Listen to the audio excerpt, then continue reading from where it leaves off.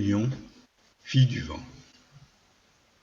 Il était une fois une île perdue dans un vaste océan sur lequel le soleil régnait en maître. Chaque jour, il dardait ses rayons de feu sur le moindre espace de terre et de rochers. La température y était si torride que nul arbrisseau ne pouvait survivre. Seuls quelques oiseaux s'y aventuraient, mais les sols nus et arides n'offrant aucun gîte, ils reprenaient rapidement leur vol vers des contrées plus hospitalières. Un jour, venant de l'est, un paille en queue entraîna dans son sillage un vent léger qui se mit à caresser l'île de son souffle frais. Il s'infiltrait dans chaque faille de roche, dans chaque pli de terrain, jouant à virevolter et danser sur la surface surchauffée de l'île. Les nuages, qui avaient pour habitude de passer loin dans le ciel, furent attirés par la fraîcheur de l'air et décidèrent de descendre à fleur de montagne. Ils se bousculaient sur les pentes du volcan, roulaient au fond des ravines, remontaient en riant au sommet des montagnes.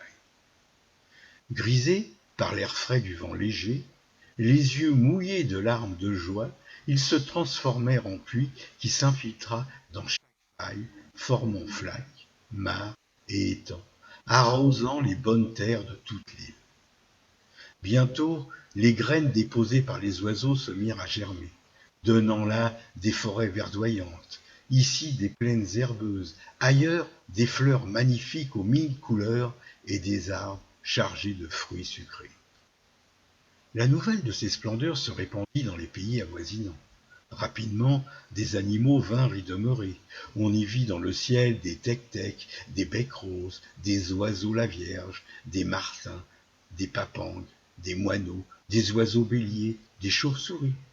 Puis, des tortues, des tangues et des lièvres débarquèrent, peuplant peu à peu chaque recoin de terre. Le soleil, qui estimait que seul son fils le volcan pouvait avoir droit de cité sur l'île, entra dans une colère sans bornes.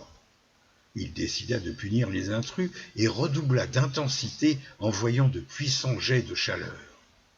Malgré ses rayons ardents, les nouveaux habitants se moquaient bien de lui, car il pouvait se mettre à l'abri sous les arbres et se rafraîchir de l'eau des cascades.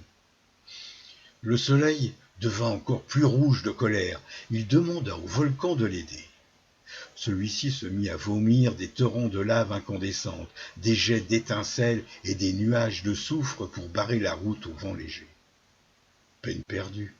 Les nuages restaient accrochés à flanc de montagne, et le vent léger s'infiltrait entre eux, les poussant sur toutes les pentes, roulant de plus belle, les transformait en pluie. Alors le soleil se mit à réchauffer la mer avec virulence, créant ainsi une masse de vapeur d'eau qui, à force de s'accumuler, se mit à tournoyer et à créer une violente tempête. Le vent léger fit un pied de nez à la tempête qui se mit à le poursuivre. Elle grondait au ras des vagues, soulevant écume et eau salée. Elle sifflait entre les îlots sans s'apercevoir que le vent léger l'emmenait vers le pôle sud. La tempête s'en rendit compte trop tard et fut désagrégée par le froid. Victorieux de ce combat, le vent léger s'apaisa et revint caresser les sommets des montagnes de l'île, virevoltant entre les blancs nuages. C'est ainsi que naquirent les alizés et les cyclones de l'île de la Réunion.